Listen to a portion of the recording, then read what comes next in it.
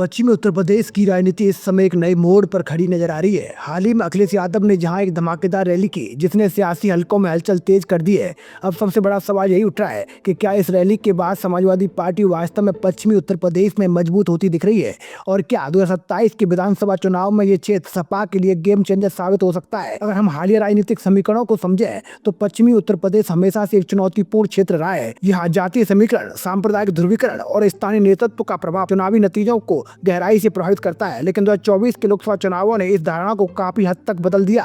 Samajwadi party ने इस क्षेत्र में उम्मीद से बेहतर प्रदर्शन किया और कई अहम सीटों पर जीत दर्ज की, जबकि कई जगह बेहद करीबी मुकाबले में रही। सबसे पहले बात करते हैं कैराना सीट की, जहां सपा ने एक बड़ा दांव खेलते हुए इकरा हसन को चुनाव मैदान में उतारा। ये फैसला उस वक्त काफी चर्चाओं में रहा क्योंकि इकरा हसन एक युवा चेहरा थी, लेकिन ये प्रयोग सफल साबित हुआ। उन्होंने न सिर्फ जीत हासिल की बल्कि खुद को एक प्रभावशाली सांसद के रूप में भी स्थापित किया। संसद में उनकी सक्रियता और मुद्दों पर पकड़ ने ये साबित कर दिया कि अखिलेश यादव का यह फैसला दूरदर्शी था। इसके बाद मुजफ्फरनगर की बात करें तो यहाँ हरेंद्र मलिक ने बीजेपी के दिग्गज नेता संजय बालियान को हराकर बड़ा उलटफेर किया। ये जीत केवल एक सीट की जीत नहीं थी बल्कि ये संदेश भी था कि सपा अब पश्चिमी उत्तर प्रदेश में सीधी टक्कर देने की स्थिति में आ चुकी है।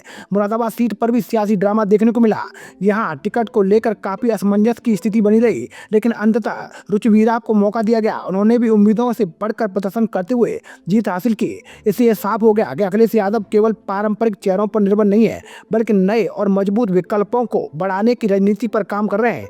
अगर हम पूरे पश्चिमी उत्तर प्रदेश की तस्वीरें देखें तो सपा ने एक मजबूत किलेबंदी तैयार कर रखी है। डिम्पल यादव मैनपुरी से सांसद हैं, अक्षय यादव फिरोजाबाद से, आदित्य यादव बदायूं से और अन्य सीटों पर भी पार्टी के प्रभावशाली सांसद मौजूद हैं। ये सभी मिलकर एक ऐसा नेटवर्क तैयार करते हैं जो 2027 के विधानसभा चुनाव में सपा के लिए मजबूत आधार बन सकता है। जहां एक और अहम बात ध्यान देने वाली बात है कि अखिलेश यादव ने 2024 के चुनाव में टिकट वितरण को लेकर पूरी तरह से अपनी रणनीति पर भरोसा किया। उन्होंने सभी की राय जरूर ली लेकिन अंतिम फैसला खुद किया। यही कारण है कि कई जगहों पर नए चेहरे सामने आए और उन्होंने उम्मीद से बेहतर प्रदर्शन किया। ये रणनीति 2027 में भी देखने को मिल सकती है।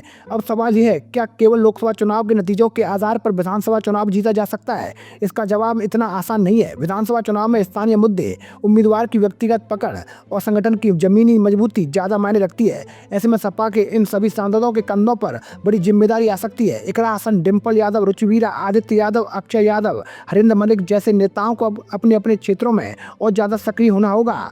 उन्हें जनता के बीच लगातार मौजूद रहना होगा, स्थानीय समस्याओं को उठाना होगा और संगठन को बूथ स्तर तक मजबूत करना होगा। अगर ये नेता अपनी मेहनत को कई गुना बढ़ाते हैं तभी 2027 में इसका सीधा फायदा देखने को मिल सकता है। पश्चिमी उत्तर प्रदेश से जिस तरह का शंखनाद इस रैली के जरिए हुआ वो ये संकेत जरूर देता है कि सपा ने अपनी तैयारियां शुरू कर दी है, लेकिन असली परीक्षा अभी बाकी है। आने वाले समय में ये देखना दिलचस्प होगा कि क्या ये ऊर्जा चुनावी जीत में बदल पाती है या नहीं।